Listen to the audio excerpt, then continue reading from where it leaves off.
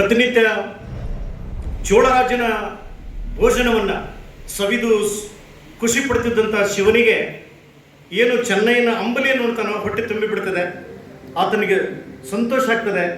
ಆ ಚೆನ್ನೈನ ಭಕ್ತಿಯನ್ನು, ಚೆನ್ನೈಯ ದಂಪತಿಗಳ ಭಕ್ತಿಯನ್ನು ನೋಡಿ ಸಾಕ್ಷಾತ್ ಶಿವನೇ ಪ್ರತ್ಯಕ್ಷನಾಗಿ ಅವತ್ತು ಹಸಿವು ಅನ್ನ ಹಿಂಗಿಸಿಕೊಂಡು ಸಂಪೂರ್ಣ ಸಂತೃಪ್ತನಾಗಿ ಶಿವ ಚೆನ್ನೈನಿಗೆ ಶಿವ ಪದವಿಯನ್ನು ಕೊಟ್ಟ.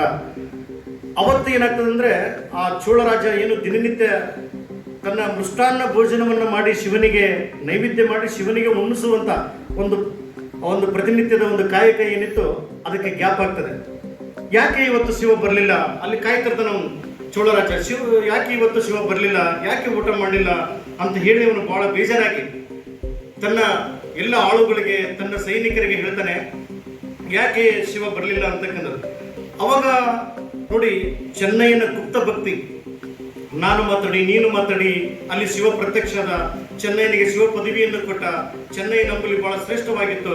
ಶಿವ ಅಲ್ಲಿ ಆ ಚೆನ್ನೈನ ಭಕ್ತಿಗೆ ಒಲದ ಅನ್ನುವಂಥ ಸುದ್ದಿ ನಾಡಿನಾದ್ಯಂತ, ಚೆನ್ನೈನ ಅದೇನು ಚೋಳರಾಜ್ಯನ ನಾಡಿನಾದ್ಯಂತ ಹರಡಿ ಅದು ಆ ರಾಜನ ಆಸ್ಥಾನಕ್ಕೂ ಕೂಡ ಮುಟ್ತದೆ. ಅವಾಗದು ಚೋಳರಾಜನ ಕಿವಿಗೆ ಬೀಳ್ತದೆ ಸುದ್ದಿ, ಓ ಶಿವ ಅಲ್ಲಿ ಇವತ್ತು ಅಂಬಲಿ ಉಂಡನು, ಅದಕ್ಕೆ ನನ್ನ ಮನೆಗೆ ಬಂದಿಲ್ಲ ಅಂತಕ್ಕಂಥದ್ದು.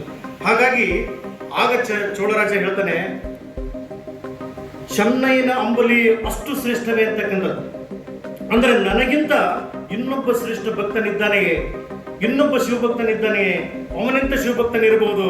ಸಾಕ್ಷಾತ್ ಪರಶಿವನನ್ನೇ ಪ್ರತ್ಯಕ್ಷವಾಗಿ ಪಡೆದುಕೊಂಡು ಆತನ ದರ್ಶನ ಪಡೆದಿರತಕ್ಕಂಥ ಚೆನ್ನಯ್ಯ ಅವನಿಂದ ಶ್ರೇಷ್ಠ ವ್ಯಕ್ತಿ ಇರಬಹುದು ಅಂತ ತಿಳ್ಕೊಂಡು, ಹಾ ಚೆನ್ನಯ್ಯ ಎಲ್ಲಿ ನೀನು ಮಹಾನ್ ಪುರುಷ ಅಂತಕ್ಕಂಥದ್ದ ಉದ್ಗಾರವನ್ನು ತೆಗೆದು ಆತ ತನ್ನ ಸೈನಿಕರಿಗೆ, ತನ್ನ ಆಳುಗಳಿಗೆ ಹೇಳ್ತಾನೆ, ನೋಡಿ ಚೆನ್ನೈ ಎಲ್ಲದನಂತಕ್ಕಂಥದ್ದು. ಆ ಸಂದರ್ಭದೊಳಗ ಏನಾಗ್ತದೆ ಅಂತ ಹೇಳಿದ್ರೆ, ಗುಪ್ತ ಭಕ್ತಿಯನ್ನಿಟ್ಟುಕೊಂಡು ಶಿವನಿಗೆ ಚೆನ್ನೈ ಹೇಳ್ತಾನೆ, ದೇವರೇ ನಾನು ನನ್ನ ಭಕ್ತಿ ಗುಪ್ತವಾಗಿತ್ತು, ನಾನು ಪ್ರಚಾರಕ್ಕಾಗಿ ನಿನ್ನನ್ನು ಸ್ಮರಿಸಲಿಲ್ಲ, ನಾನು ಪ್ರಚಾರ ಆಡಂಬರಕ್ಕಾಗಿ ಡಾಂಬಿಕವಾಗಿ ಇವತ್ತು ಮಾಡ್ತಿರ್ತೀವಿ ನಾವೆಲ್ಲ. ಒಂದೇನಾರು ದಕ್ಷಿಣೆ ದಾನ ಕೊಟ್ಟಿವಿ ಅಂತಂದ್ರೆ ನಮ್ಮ ಹೆಸರು ಇನ್ವಿಟೇಷನ್ ಕಾರ್ಡ್